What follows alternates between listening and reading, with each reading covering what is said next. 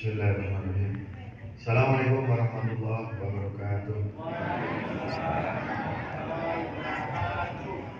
Nahmaduhu wa nusalli wa nusallimu ala rasulil karim amma ba'd. Wallahu ta'ala fi kitabil karim wa a'udzu billahi minasyaitonir rajim. Bismillahirrahmanirrahim. Qul in kuntum tuhibbunallaha fattabi'uni yuhibbukumullahu wa yaghfir lakum dhunubakum wallahu ghafurur rahim.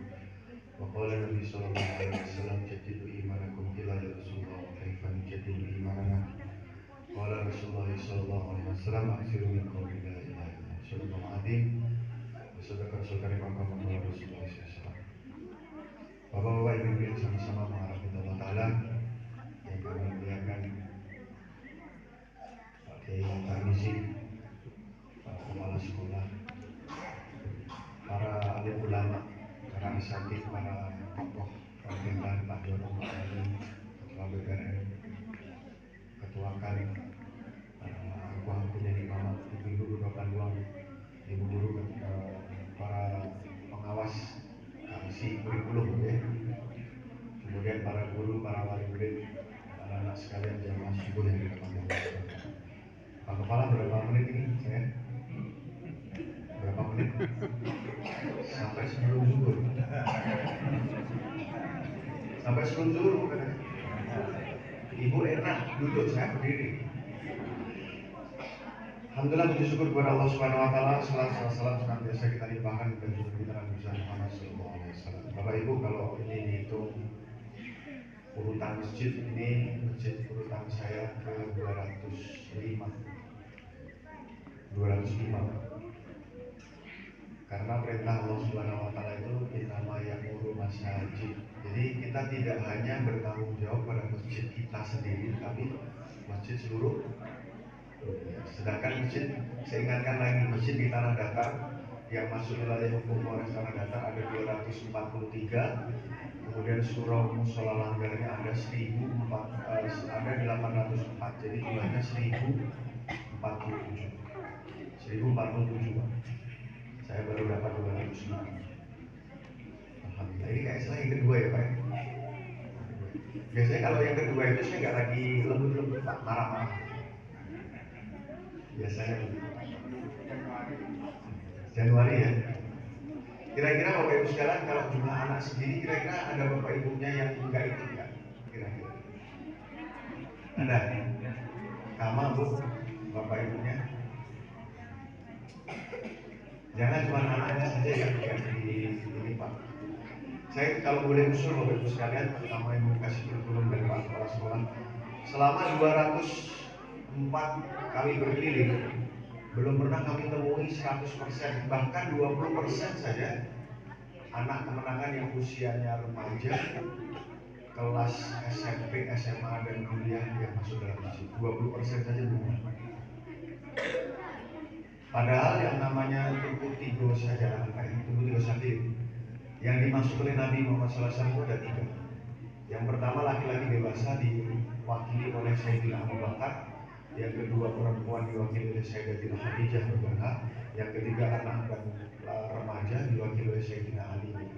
Hari ini saya melihat secara pribadi di Tanah Datar yang hilang adalah remaja. Dan alhamdulillah Bapak Ibu, banyak remaja yang masuk mendaftar di kos-kosan saya. Masuk di kos-kosan saya. Yang terakhir kemarin masuk ketangkep narkoba usia 20 tahun. Yang sebelumnya anak 15 tahun maling motor 4 biji. Yang sebelumnya umur 17 tahun maling kambing 29 ekor. Remaja semua. Kenapa remaja? Karena remaja telah hilang dari masjid. Jadi misi daripada Polres, saya selalu muter-muter sama teman-teman ini Pak, bagaimana bukan hanya sekedar anak SD, bukannya sekedar remaja angkatan 65 Pak ya. Kan remaja angkatan 65 nih Pak ya, kalau bisa lihat Pak, yang sudah putih-putih sini ya. Jadi 100% laki-laki balik masuk dalam masjid ketika azan berkumandang. 100%. Karena sebenarnya kalau berbicara masalah kurikulum Pak Bu, berbicara masalah tujuan, ini kan sebenarnya kita punya tujuan. Sebenarnya apa sih yang kita mau tuju? Mencetak anak-anak kita sebagaimana seorang seperti apa?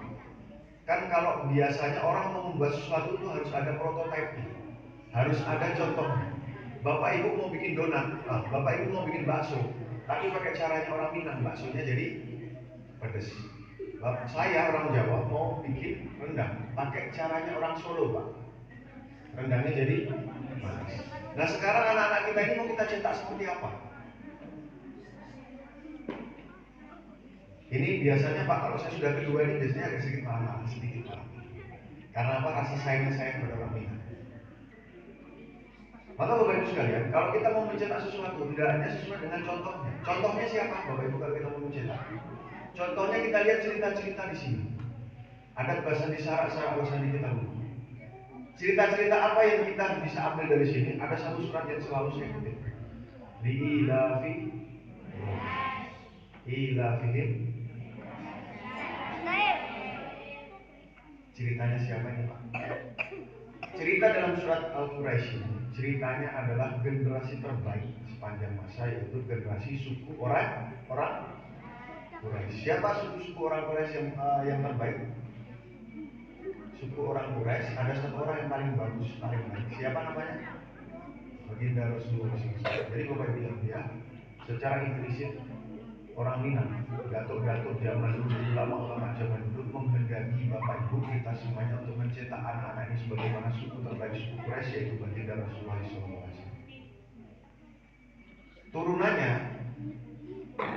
Turunannya, coba lihat.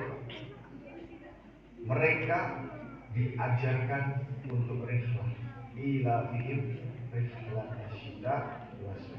Mereka diperjalankan baik waktu dingin maupun waktu siang. Untuk apa? Rihlah itu kalau bahasa Minangnya apa Pak? Merantau.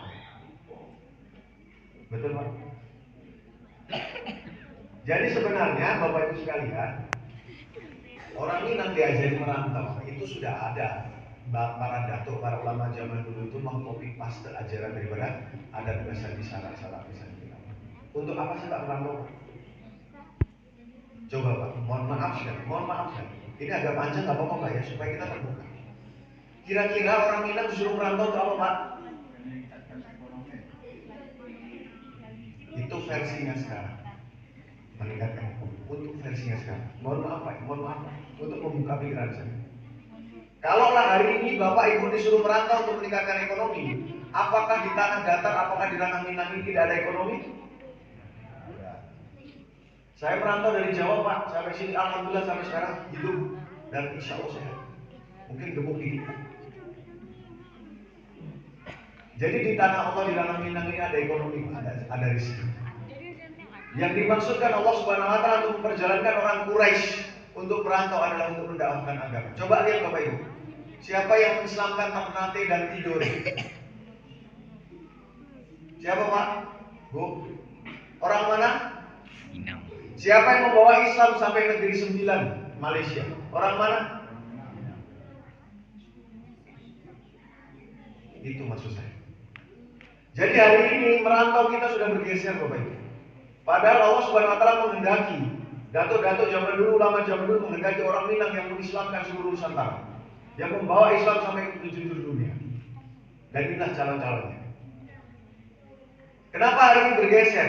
Selalu dikatakan merantau untuk memperbaiki ekonomi. Ini Pak, 3 ajaran. Yang pertama adalah yang terakhir saya sebutkan, merantau.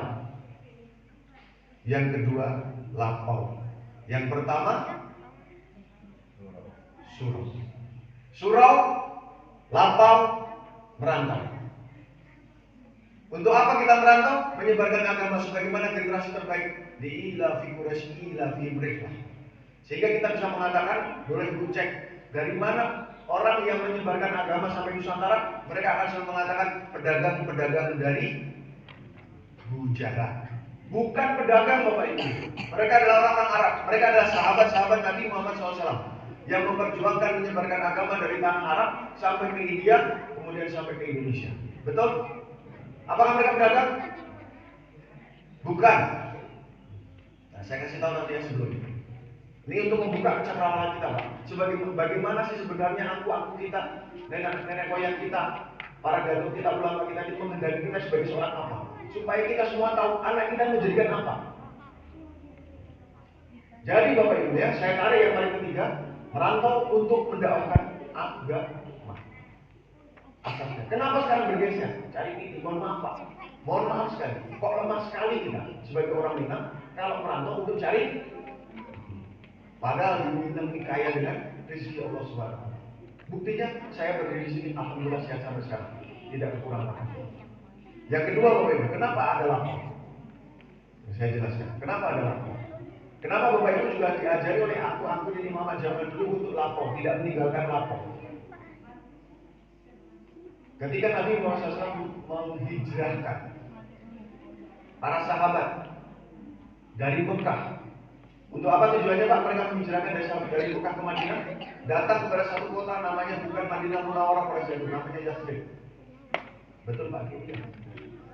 Pak Kiai Tarmizi. Namanya Yathrib.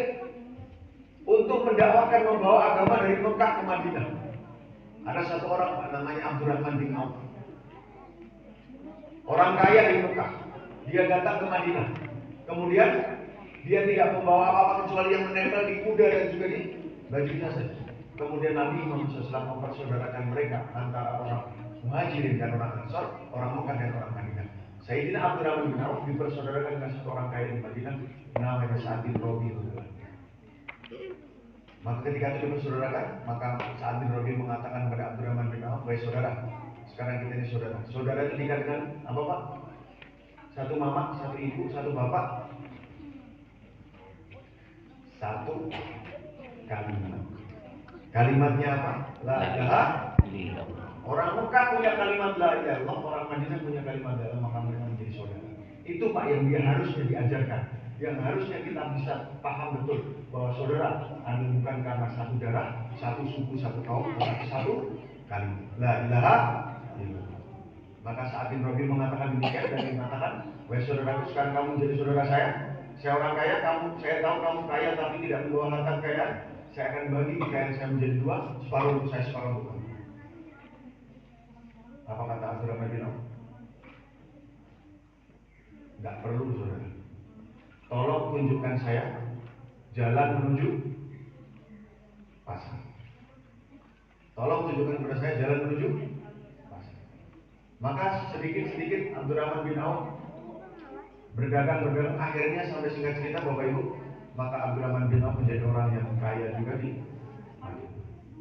Jadi Bapak Ibu yang mulia, diajari kita semua ke lapau, karena hanya dengan lapau nih kalau perbandingan antara perdagangan, antara peternakan, antara pertanian, segimana yang paling cepat menghasilkan uang? Segimana? Segi lapau. Tetapi tujuan esensialnya kenapa Bapak Ibu diajari lapau? Apa tujuannya? Tidak merepotkan induk semang. Sebagaimana Abdurrahman bin Auf. Enggak. Jangan kau bagi harta kekayaan kamu, tetapi tunjukkan saya kemana jalan menuju pasar. Esensinya. Esensi kenapa diajari lapau? Karena paling cepat yang pertama menghasilkan uang, dan yang kedua tidak merepotkan orang di tempat itu atau induk semang kalau kita bisa boleh. Merantau, lapor. Sekarang kita tarik. Yang terakhir, yang paling awal adalah surau. Kenapa dua ini bergeser? Kenapa orang Minang kemana-mana cari uang? Kenapa orang Minang buka warung, buka kedai, buka nasi padang, tetapi tidak mendakwahkan agama? Karena nomor satunya rusak. Karena nomor satunya bergeser, Bapak. Karena suraunya telah bergeser ajarannya. Padahal harusnya di dalam surau yang selalu saya katakan kalau saya sholat subuh berjamaah Pak, di sana diajari agama. Agama itu ada apa? Tauhid, fikih, faraid. Yang ketiga Quran membaca dan menghafalkan. Yang kedua diajari dengan adat. Ada dengan sabana adat, ada teradatkan, ada diadatkan, ada istiadat minangkabau. Yang ketiga diajari adat. Goro, petata peniti, silek dan lain sebagainya. Tapi karena ini bergeser Pak, baik pesertanya maupun ajarannya, yang ada cuma anak-anak kecil, yang ada cuma orang-orang dewasa, anak-anak muda yang persiapan merantau tidak ada, maka bergeser akhirnya rusak semua. Padahal cita-citanya orang Minang dibawa visinya sebagaimana misi Nabi dan para sahabat.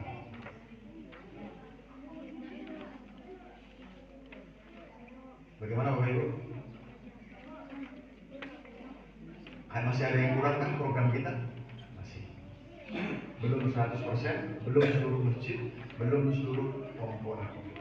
Maka menjadi evaluasi kita semuanya. Mudah-mudahan evaluasi ini akan selalu kita. Alhamdulillah Bapak Ibu, kita sudah mulai merencanakan mereka. Tetapi yang masih hilang Bapak Ibu, yang masih hilang adalah anak-anak usia SMP, SMA, dan juga kuliah. Kami harapkan, kami minta bantuan bahwa 100% seluruhnya bisa masuk ke dalam masjid. Yang kedua Bapak Ibu ya, yang akan kami sampaikan, kami mengangkat tema di mana-mana adalah Babalik Surah. Babalik Surah itu mengandung makna bukan hanya sekedar bangunan masjid, tetapi integritas seorang imam, tetapi ajaran moral, adat dan agama seorang imam, kemampuan seorang imam. Sudah benar Pak jadi orang Minang, saya aja bangga lihat orang Minang. Tetapi harus kita praktekkan kebanggaan kita kembali kepada orang Minang ini, kembalikan Babalik Surah. Pak Anafis membuat satu tulisan novel yang disebut dengan Robohnya Surah Kami, mengkritik betul tentang masalah apa? Masalah ibadah sosial, masalah kepedulian kita. Jadi kita tidak bisa Pak hanya dengan peduli diri kita sendiri, yang penting saya sholat, anak saya sholat, istri saya sholat, tidak bisa. Anafis menulis daripada Robohnya Surah Kami karena melihat si Haji Soleh yang akhirnya Bapak, mohon maaf membunuh dirinya sendiri karena apa? Dikritik beribadah hanya untuk dirinya sendiri. Yang lain Pak, kenapa puasa diakhiri dengan zakat? Kata Buya Abdul Somad, kenapa diakhiri dengan zakat? Karena ibadah kita ini tidak hanya ibadah pribadi, tapi ibadah kita harus dituntut juga dengan ibadah sosial. Sebagaimana tulisan Pak Anafis Pak, ibadah sosial itu perlu Pak. Jadi tidak bisa kita ini hanya dengan peduli diri kita, anak kita, istri kita, tetapi seluruh masyarakat harus kita pedulikan. Dengan semangat itu Bapak yang mulia, Ibu yang berbahagia, kami di Polres Tanah Datar mengangkat tema Babalik Surah supaya kita semuanya peduli Pak. Kita semuanya peduli pada lingkungan kita. Satu cerita yang terakhir yang saya sampaikan Pak, dulu ada Pak, namanya satu negara namanya Madinatul Asghar. Madinah kecil, prototipnya Madinah, sama persis dengan kota Madinah. 100% orangnya Islam semuanya. Tetapi karena mereka meninggalkan satu ayat kutipan ayat wa tawasau, mereka meninggalkan amal ma'ruf nahi munkar. Akhirnya Islam turun sampai titik nadir 2% dari penduduk seluruhnya. Maka datang orang dari luar negeri. Maka mereka mengatakan ini negara namanya apa? Madinatul Asghar. Gak pantas Pak Madinatul Asghar, orang Islamnya cuma 2%. Maka negara itu diganti, berubah namanya menjadi Madagaskar. Madinatul Asghar menjadi Madagaskar.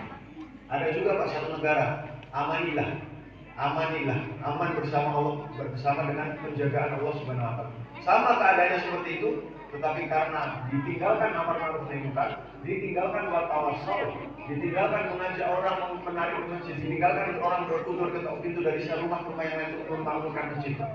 Maka akhirnya titik nadir 2%, titik nadir 5%. Maka datang satu raja dari luar negeri, namanya Raja Philip, dari Amanillah berubah menjadi Filipina, dan akhirnya ibu kotanya dari Amanillah menjadi Madinah. Kalau masih ingin Pak, Bu, adat bahasa syarat bahasa kita untuk tetap tegak di negara ini, tetap tegak di dunia ini, maka jangan tinggalkan amar ma'ruf nahi munkar, jangan tinggalkan wa tawassul, maka ajak terus saudara muslim kita untuk masuk. Kalau tidak, suatu saat amar ma'ruf nahi munkar kita tinggalkan, maka adat bahasa syarat bisa kita buat tinggal nama rokok.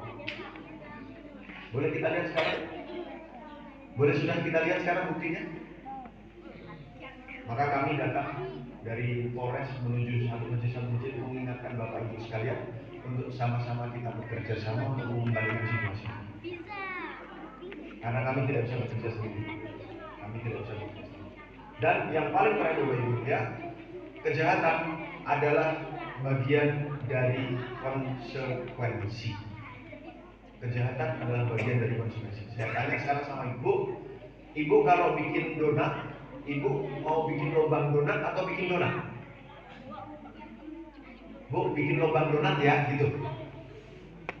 Enggak, Ibu cita-citanya membuat donat, bukan lubang donat. Kenapa lubang donat tercipta? Karena konsekuensi pembuatan donat. Jadi Bapak Ibu bisa kita sama-sama pahami bahwa lubang donat bukan keinginan kita. Lubang donat adalah sebuah konsekuensi, betul? Dari pembuatan donat. Maka dari teori kejahatan, Bapak Ibu ya, kejahatan itu adalah sebuah konsekuensi. Konsekuensi dari apa? Dari ketiadaan kebaikan. Maka kita ciptakan kebaikan supaya kejahatan berkurang. Amar ma'ruf kita naikkan, nahi munkar akan berkurang. Kalau amar ma'ruf kita turunkan, maka nahi munkar akan naik dan kejahatan tentu akan korelasinya akan lebih besar lagi untuk tercipta di tengah-tengah masyarakat. Itu saja mungkin dari saya sebagai pengingat kita. Secara cita-cita bolehlah. Mari kita tingkatkan lagi usaha kita ini. Pak Kepala Sekolah terima kasih, Ibu dari Kepala Dinas terima kasih sudah berusaha. Tapi mari kita sama-sama Pak, intinya Bapak Ibu mari dimurid bagaimana 100% kita usahakan warga masyarakat kita Pak. Gampang Pak, caranya gampang sekali. Apa yang telah diajarkan Nabi Muhammad SAW dan para sahabat kita tunaikan, itu saja. Membentuk pintu-pintu, membawa manusia dari rumah ke masjid 5 kali sehari, dan setiap Bapak Ibu bersosialisasi di lapangan, membeli apa segala sesuatu ke pasar, bicarakan tentang surau, balik ke surau. Nah, Pak, Mas, mari kita ke surau, mari kita sholat berjamaah di masjid. Terus saja Pak kerjakan. Rumusnya yang selalu akan saya kerjakan, saya katakan adalah yang pertama kerjakan saja, yang kedua istiqomah, yang ketiga jangan pernah berpikir tentang hasil. Jangan pernah berpikir tentang hasil. Innaka la tahdi man ahbabta walakin Allah yahdi man yasha. Muhammad, berapa kali pun kamu datang kepada Abu Thalib, tetap kamu tidak bisa memberikan hidayah, karena ini hidayah Allah Subhanahu wa taala. Tetapi tetap usahakan, kerjakan secara istiqomah. Itu saja dari saya yang benar datang dari Allah Taala, yang saya dari sini juga dimanifestasikan. Subhanallah wa bihamdi, subhanallah wa bihamdika, asyhadu an la ilaha illa anta astaghfiruka wa atubu ilaik. Assalamualaikum warahmatullahi wabarakatuh.